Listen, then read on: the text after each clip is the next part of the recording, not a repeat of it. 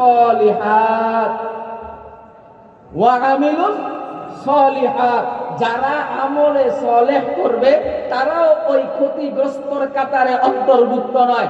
আমলে সলেহ কি? আমলে সলেহ সহজ কথা, আল্লাহ রাব্বুল আলামিন যা কিছু করতে বলছে সেগুলা করা, যা কিছু করতে নিষেধ করেছে সেগুলা থেকে নিজেকে বিরত রাখা, এটার নাম আমলে সলেহ। যেমন আল্লাহ রাব্বুল আলামিন নামাজ পড়তে বলছে, নামাজ এটা আমলে সলেহ। আল্লাহ রাব্বুল আলামিন রোজা রাখতে বলছে, রোজা এটা আমলে সলেহ। হজ করতে বলছে, হজ এটা আমলে সলেহ। যাকাত দিতে বলছে, যাকাত এটা আমলে সলেহ।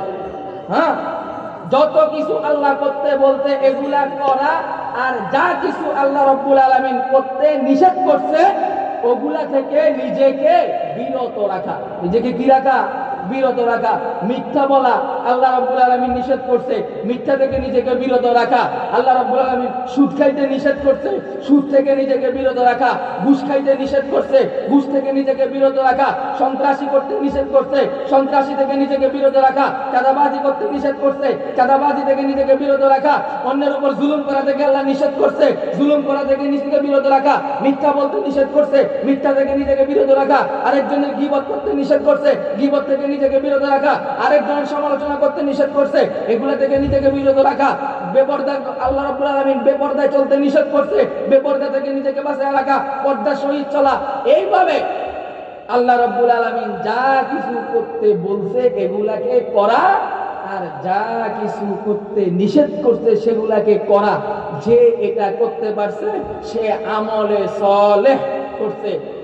এই যে আল্লাহ বলল ইন্নাল্লাযীনা আমানু ওয়া আমিলুস সলিহাত, নিশ্চয় যারা ঈমান আনছে এবং যারা আমলে সলেহ করছে, এই দুই ক্যাটাগরির লোক ওই ক্ষতিগ্রস্ত লোকের অন্তর্ভুক্ত নয়।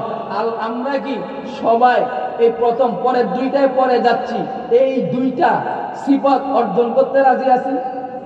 এক নম্বর আল্লাহর উপর ঈমান, আল্লাহ রাসূলের উপর ঈমান, কিতাবাদির উপর ঈমান, মালায়েকার উপর ঈমান, ইয়াউমুল আখিরের উপর ঈমান, এটা আনতে হবে।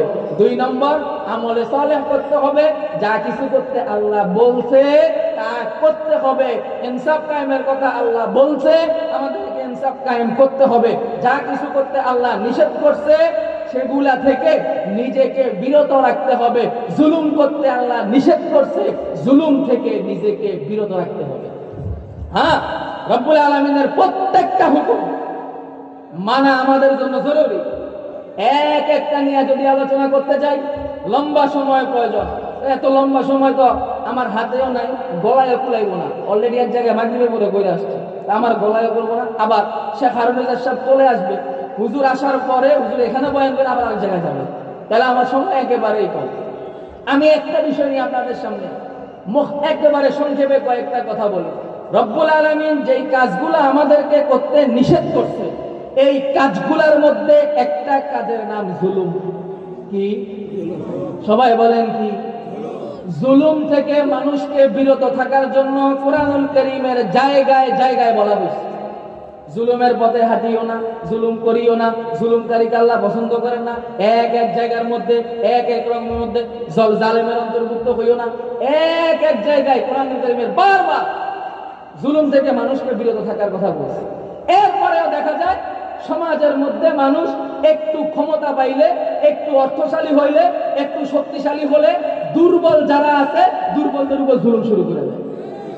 ঠিক, জুলুম এমন একটা অপরাধ যে এই অপরাধের সাথে সম্পৃক্ত হবে, যে অপরাধের সাথে যুক্ত হবে, যত বড় শক্তিশালী হোক, যত বড় অর্থশালী হোক, যত বড় দল হোক, যত বড় সংগঠন হোক, যদি জুলুমের সাথে যুক্ত হয় পরকালে শাস্তি তো আছে, দুনিয়ার মধ্যে এসে অধঃপতন দেখে যেতে হবে।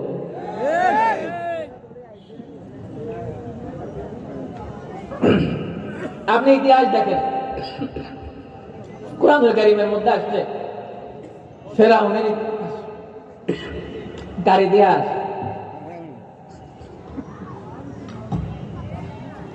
ফেরাউনের ইতিহাস আসছে। এক গণক আইসা ফেরাউনকে বলতেছে, বাদশা সাহেব, আপনার এই এলাকার মধ্যে, আপনার এই সাম্রাজ্যের মধ্যে একটা বাচ্চা জন্মগ্রহণ করবে। এই বাচ্চা বড় হওয়ার পরে আপনার এই রাজত্বকে ধ্বংস করে ফেলবে, আপনার এই ক্ষমতাকে শেষ করে দিবে। ফেরাউন আসলে কি? হ্যাঁ, একটা বাচ্চা আসবে। তো করণীয় কি? রাষ্ট্রীয়ভাবে ফরমান জারি করে দিছে, আজকের পর থেকে আমার এই সমাজের মধ্যে, আজকের পর থেকে আমার এই এলাকার মধ্যে কোন বাচ্চা যদি জন্মগ্রহণ করে সাথে সাথে তাকে হত্যা করা হবে। এটা রাষ্ট্রীয়ভাবে ফরমান জারি করে দিচ্ছে। রাষ্ট্রীয়ভাবে এই ফরমান জারি করে দেওয়ার পরে দেখা গেল কুরআনুল কারীমের মধ্যে আসছে, ইউযাববিহুনা আবনাআকুম, যেখানেই কোনো বাচ্চা সন্তান জন্মগ্রহণ করছে সাথে সাথে ওই জায়গার মধ্যে ফেরাউনের বাহিনী গিয়ে হাজির, যে সেখানে তাকে কতল করত, হত্যা করত। ইতিহাসের কিতাবের মধ্যে এমনও আসছে, গর্ভবতী মায়েদের পেট ছিঁড়ে পেটের ভিতর থেকে বাচ্চাকে বের করে পর্যন্ত হত্যা করেছে।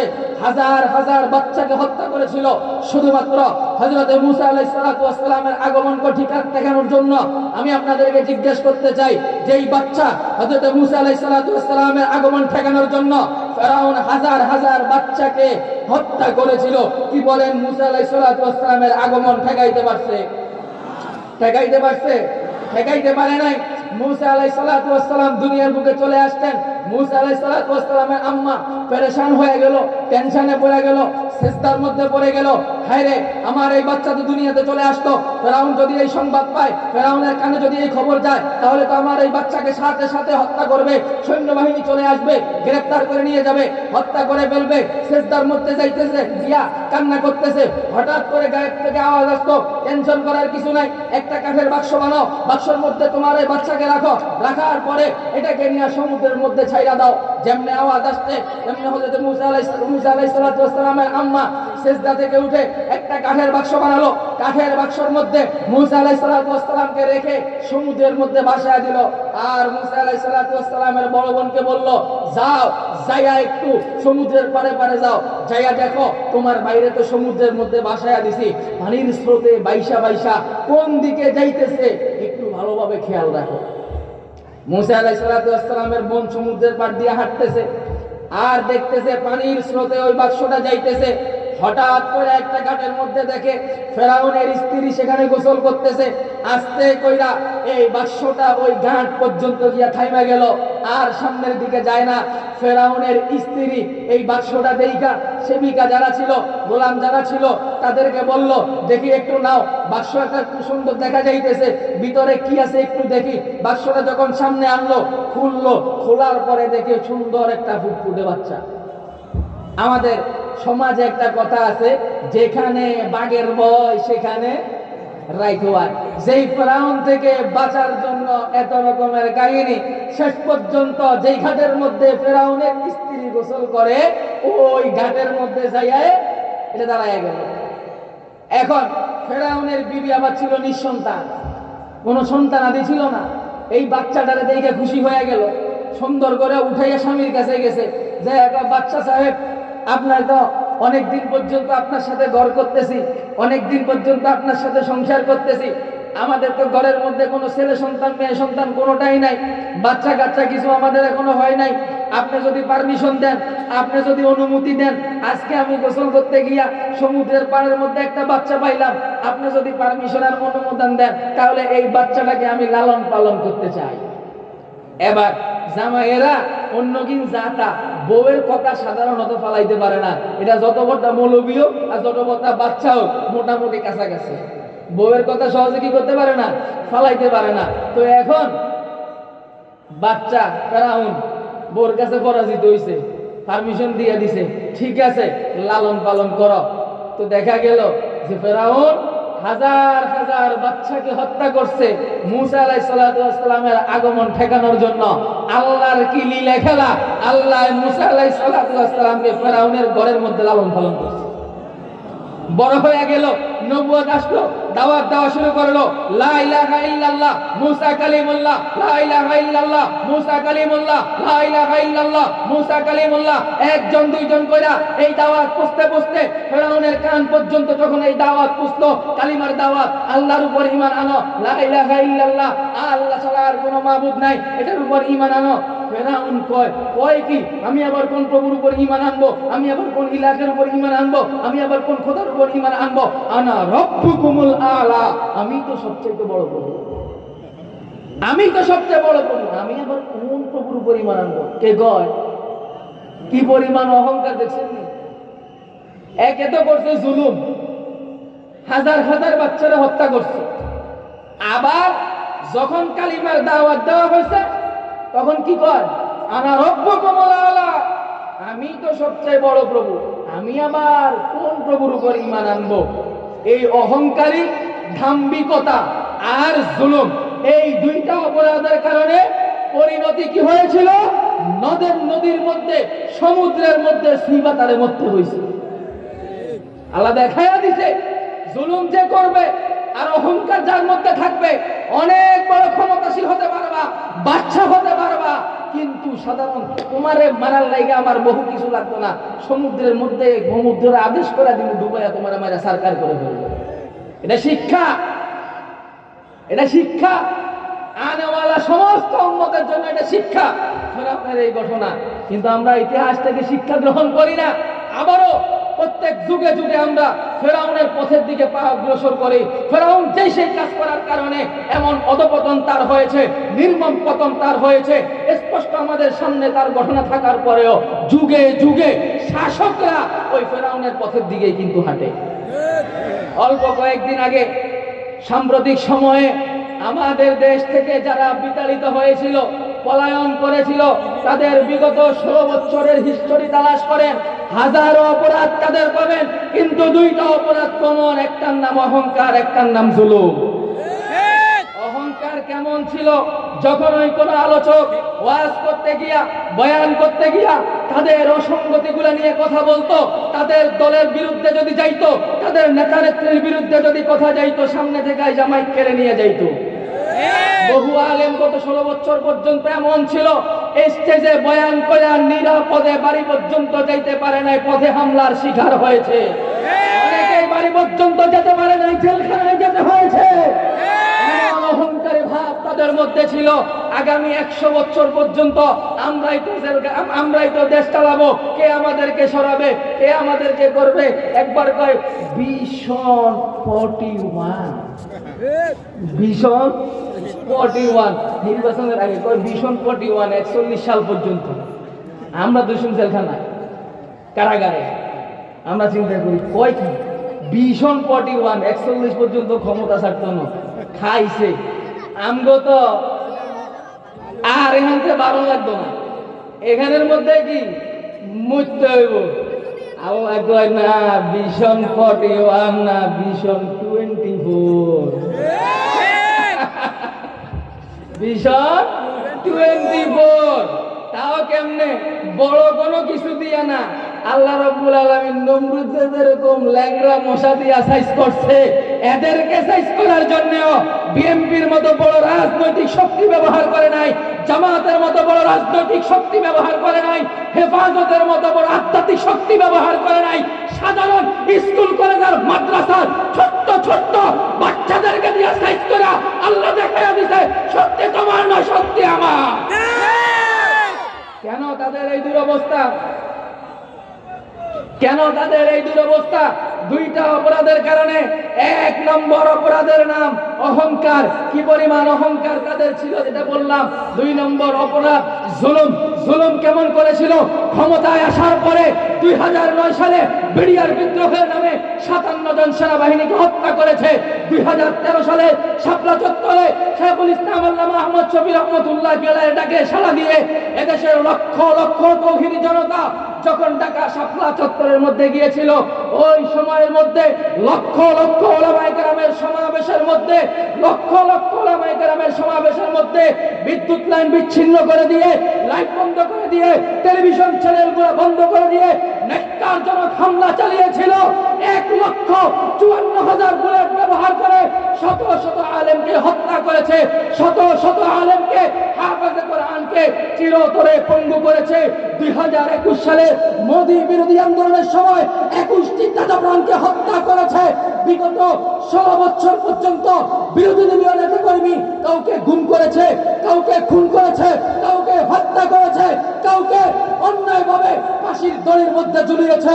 সর্বশেষ 2024 সালের বৈষম্য বিরোধী আন্দোলন পরবর্তী ছাত্র জনতার গণ অভ্যুত্থানের মধ্যে আমরা লক্ষ্য করেছি, সর্বশেষ পাওয়া তথ্য অনুযায়ী 2000-এরও বেশি ছোট্ট ছোট্ট শিশুদেরকে, কিশোরদেরকে, স্কুল কলেজের ছাত্র, মাদ্রাসার ছাত্রদেরকে নির্মমভাবে কাউকে গুলি করে হত্যা করেছে, কাউকে জ্যান্ত পুড়িয়ে ফেলেছে। এত এত এত জুলুম করেছে শুধুমাত্র ক্ষমতাটা রক্ষা করার জন্য। কিন্তু আল্লাহর ওয়াদা সত্য, জুলুম যে করবে দুনিয়াতে তাকে এর ফলাফল ভোগ করতে হবে। এত জুলুম করেও ফেরাউন যেমন নাকি ক্ষমতা টিকে রাখতে পারে নাই, ধ্বংস হয়েছে, আমাদের লেডি ফেরাউনও এত জুলুম করে ক্ষমতার মস্তক টিকায়া রাখতে পারে নাই, দাদা বাবুদের কোলে গিয়ে আশ্রয় নিতে হয়েছে।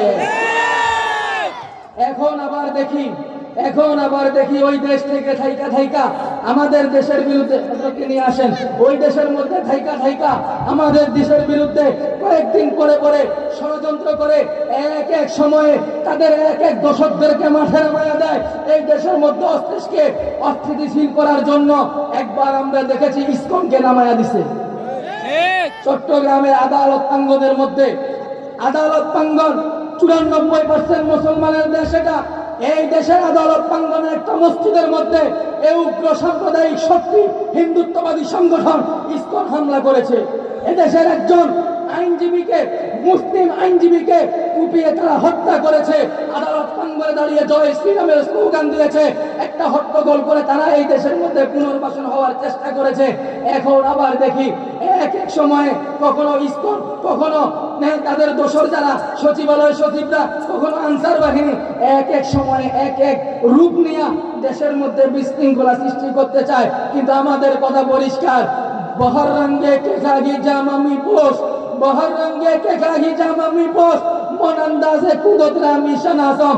যেই রঙের শাড়ি পরে আসো না কেন আমরা তোমাদেরকে চিনতে ভুল করবো না। যাদেরকে দেশের জনগণ ঐক্যবদ্ধ হয়ে দেশ থেকে হটিয়েছে, আগামীতে তারা এই দেশের ক্ষমতার মস্তদার কখনো চোখে দেখবে না। খাইলাকে এক বক্তব্য দিছিল, ক্ষমতা শেষ, চেয়ার শেষ। আরেক বক্তব্য দিছে 32 নম্বরের বাড়ি শেষ। কালকের এই ঘটনার পরে আরো একবার মাঝখান দিত অনেকদিন পর্যন্ত তাদের বিরুদ্ধে যে ঐক্যবদ্ধ শক্তিটা, এই শক্তি অনেক ভাগ হয়ে গেছে, একজন আরেকজনের বিরুদ্ধে কথা বলছে। হেরাম খুশি হয়ে গেছে, খুশি হইয়া ফেব্রুয়ারি মাস ব্যাপী বিশাল এক কর্মসূচি দিছে। এরপরে কয় ছাত্র সমাজের উদ্দেশ্যে রাত 9টা বক্তব্য দিবে। ছাত্র সমাজ রাত 9টা বাজে বক্তব্য শুরু হবে। এখান থেকে ধানমন্ডি 32 নম্বরও শেষ হইয়া যাবে। 9টা পর্যন্ত অপেক্ষা করে না, 8টা বাজে বুলডোজার দিয়ে আক্রমণ শুরু। এই ঘটনা দিয়া এদেশের ফ্যাসিবাদ বিরোধী সমস্ত শক্তি আরেকবার প্রমাণ করেছে আপসের মধ্যে আমাদের অনেক সমস্যা থাকতে পারে, কিন্তু জালেমের বিরুদ্ধে আমরা এক অভিন্ন। জালেম যেই রাস্তা দিয়ে আসবে আমরা সেইখানে তাদের মোকাবেলার জন্য প্রস্তুত। এখন কথা হইল, তারা তো চলে গেছে, তারা তো 5 তারিখে চলে গেছে। এমন ভাবে গেছে, বাংলাদেশের 54 বছরের ইতিহাসে বহুত উত্থান পতনের ইতিহাস আছে, কিন্তু ক্ষমতা থেকে বিচ্যুত হওয়ার পরে, পতনের পরে এইভাবে রাষ্ট্রের সর্বোচ্চ ব্যক্তি থেকে নিয়ে স্বাভাবিক লেভেলের, ওয়ার্ড লেভেলের নেতাকর্মী পর্যন্ত একসাথে পালাইতে হয়েছে। বাংলাদেশ তো দূরের কথা, সারা পৃথিবীর কোথাও নাই। এই দুরবস্থা তাদের কেন হয়েছে? 2টা অপরাধের কারণে। কয়টা অপরাধ? 1 নম্বর অপরাধ অহংকার, 2 নম্বর অপরাধ জুলুম। অহংকার আর জুলুম যে এই কাজের সাথে যুক্ত হবে তাকেও একই পরিণতি বরণ করতে হবে। কিন্তু এতক্ষণ অনেক ভালো লাগছে, এখন আবার কারো কারো খারাপ লাগবে। আমি আপনাদেরকে জিজ্ঞেস করতে চাই, 5 তারিখে তাদের পলায়নের পর থেকে নিয়ে আজ পর্যন্ত বাংলাদেশের কোন জায়গায় কোন সন্ত্রাসী কার্যক্রম হয় নাই? চাঁদাবাজি হয় না, জবরদখল হয় না, চুরি হয় না, মানুষের উপর জুলুম হয় না, করলো কারা? তাদেরকে তো বাড়ি চালান দিয়েও খুঁজে পাওয়া যায় না। নতুন করে একই পথে কারা বাড়াইলো, বুঝা গেল আরেক পার্টি তৈরি হয়ে গেছে। ওদের উদ্দেশ্যে কথা আমাদের যে আগের ওয়ালারা জুলুমের পর ইখতিয়ার করার কারণে যেই পরিণতি বরণ করতে হয়েছে, আপনাদেরকে একটু সতর্কবাণী শোনাতে চাই। আপনারা যদি মনে করেন অনলি ওয়ান মাঠে প্লেয়ার এখন আপনারাও যদি জুলুমের রাজ্য ইখতিয়ার করেন, একই পরিণতি আপনাদেরকে বরণ করতে হবে। আজ তাদের বিদায়ের 6 মাস পরেও মাহফিলের মঞ্চে এই কথাগুলো আমরা কেন বলি? যাতে করে পরবর্তী প্রজন্ম এখান থেকে শিক্ষা গ্রহণ করতে পারে। হ্যাঁ, অনেকেই তো করে। আরে আপনি হলেন রামপুরে বড় হুজুরের নাতি, এত গরম গরম কথা আপনার লেগা মানায় না। আপনি একটু নরম নরম কথা কইবেন, জিকিরের ওয়াজ করবেন, একটু কি আসমানের উপরে জমিনের নিচে আলাপ করবেন, এগুলো না ভালো লাগে। আরে ভাই, কোরআন কারীমের মধ্যে গরম গরম কথা আছে না? আছে না? না, কোরআনুল কারীমের মধ্যে কথাগুলো কেন আনছে? যাতে করে আমরা শিক্ষা গ্রহণ করতে পারি। ফেরাউনের কথা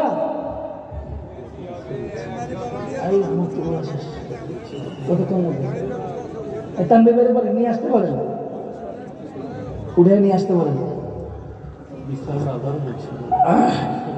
এই মাওলানা তানভীর সাহেব, হযরতকে নিয়ে আসেন।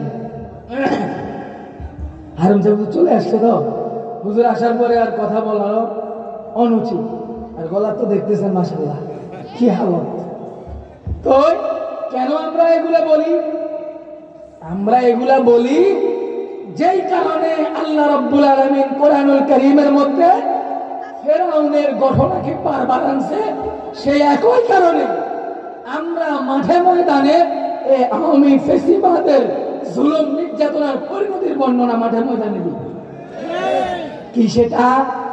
মানুষ যাতে এগুলা দেখা, এগুলাকে স্মরণ কইরা এটা থেকে শিক্ষা গ্রহণ করে ওই ধরনের অপকর্মগুলা থেকে নিজেকে বিরত রাখে। কিন্তু ইতিহাসের সবচেয়ে বড় শিক্ষা কি জানেন? মানুষ ইতিহাস থেকে শিক্ষা গ্রহণ করে। এজন্যই তো এক পার্টি যাওয়ার পরে আরেক পার্টি তৈরি, এরা যাবে দেখবেন আরেক পার্টি তৈরি। কখনো দেশকে মানব রচিত আইন দিয়া, মানব রচিত সংবিধান দিয়া অপরাধ মুক্ত করা যাবে না।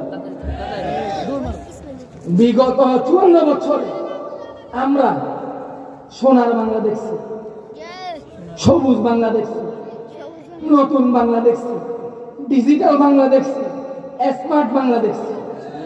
নতুন বাংলা শান্তি দিতে পারে নাই, অপরাধ নির্মূল করতে পারে নাই। সবুজ বাংলা শান্তি দিতে পারে নাই, অপরাধ নির্মূল করতে পারে নাই। সোনার বাংলা শান্তি দিতে পারে নাই, অপরাধ নির্মূল করতে পারে নাই। ডিজিটাল বাংলা অপরাধ নির্মূল করতে পারে নাই, শান্তি দিতে পারে নাই। স্মার্ট বাংলা অপরাধ নির্মূল করতে পারে নাই, শান্তি দিতে পারে নাই, কখনো পারবেও না। একমাত্র পথ কোরআনের পথ। তো এখন দেখার বাকি আছে আল কোরআনের বাংলা।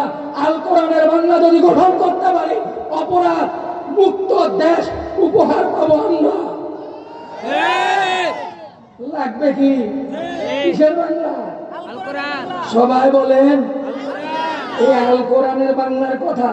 আমি যতই চিল্লে গলা ফাটাম, আপনারা যতই বলবেন দরকার, বাস্তবতা হইল এদেশের রাজনীতিবিদরা কখনোই চাইবে না দেশের মধ্যে কোরআনী শাসন ব্যবস্থা কায়েম হোক। কেন চাইবেন না জানেন? কারণ কোরআনের মধ্যে কোরআনের বিধান আসারিকু ওয়াসারিকাতু ফাক্তাহু আইদিয়াহুমা, চুরি করবা, চোর সুন্নি, হাত কেটে দাও। এখন 5 বছরের ক্ষমতা পাইয়া যা চুরি করব এটার বিচার হইয়া যখন হাত কাটা যাইব, পরে আবার নির্বাচনের লাইগা জনসভায় হাত উঠাইবার লাইগা হাতে তো ঢোকাই লাগবে না। এর লাইগা আমি আপনি যতই কমু, তারা কি রাজি হবে না আমাদেরকে। আমি কেন বলে কথা, আগামী দিনে যারা দেশকে নেতৃত্ব দিবেন, আমার আপনার ঘরের মধ্যে তারা নতুন করে গড়ে উঠতেছে। আগামী প্রজন্ম, এই প্রজন্মকে ইসলামের সৌন্দর্য বুঝান, এই প্রজন্মকে কোরআনের সৌন্দর্য বুঝান। ইনশাআল্লাহ তারাই একদিন এই দেশের মধ্যে কোরআন হুকুমত কায়েম করবে। হ্যাঁ, এই ছাড়া এভাবে সম্ভব না। প্রত্যেকে নিজের অধীনস্থ যারা আছে তাদেরকে প্রস্তুত করেন, দ্বীনের সৌন্দর্য বুঝান, কোরআনের সৌন্দর্য বুঝান, রাসূলের সিরাতের সৌন্দর্য বুঝান।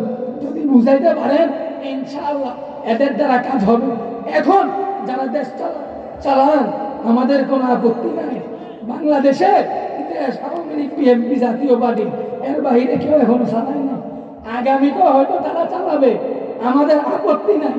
বাকি আমাদের কথা হলো যেই দেশ চালাবেন কোরআনকে গাইডলাইন মাইনা, কোরআনকে সামনে রাখা দেশ চালান, কোরআনকে মাইনা দেশ চালাবেন। আমরা আপনাদের সঙ্গ দিব, আর কোরআনের বিপরীত কাজ করবেন আপনি কে সেটা আমরা দেখব না। ওয়ালাস ইন্নাল ইনসানা লাফি খুসর ইল্লাল্লাযিনা আমানু ওয়া আমিলুস সলিহাত। এই দুইটা গেল। 3 নম্বর ওয়া তাওয়াসাউ বিল হক, যারা মানুষকে হকের পথে, সত্যের পথে আহ্বান করে। কিসের পথে? 4 ক্যাটাগরি বললাম না। 1 নম্বর আল্লাহর উপর ঈমান আনা, 2 নম্বর আমলে সালেহ করা, 3 নম্বর সত্যের প্রতি মানুষকে আহ্বান করা। এই জন্যই তো আলেম ওলামারা নিজের জীবনের রিস্ক নিয়ে সত্যের পথে মানুষকে আহ্বান করে। কত হামলা, কত হুলিয়া, এরপরে আলেমদের মুখ বন্ধ করা যায় না। কেন? সূরা আসরের মধ্যে আল্লাহ বলে দিছে ক্ষতিগ্রস্ত কাতার থেকে নাম কাটাইতে হইলে মানুষকে হকের পথে আহ্বান করতে হবে, মানুষকে হকের দিকে রাখতে হবে। ডাকার পরে তোমাদের উপর অনেক জুলুম হবে, অনেক নির্যাতন হবে, তখন কি করবা? ওয়াতাওয়াসাউ বিসসবর, সবর করবা, নিজেও ধৈর্য ধরবা, মানুষকে ধৈর্যের পথে আহ্বান করবা। সাচ্চানি পাইছেন? আল্লাহ রাব্বুল আলামিন আমাদেরকে এই 4 গুণান্বিত হওয়ার তৌফিক দান করেন, বলেন আমিন। ওয়া আখিরু দাওয়ানা আনিল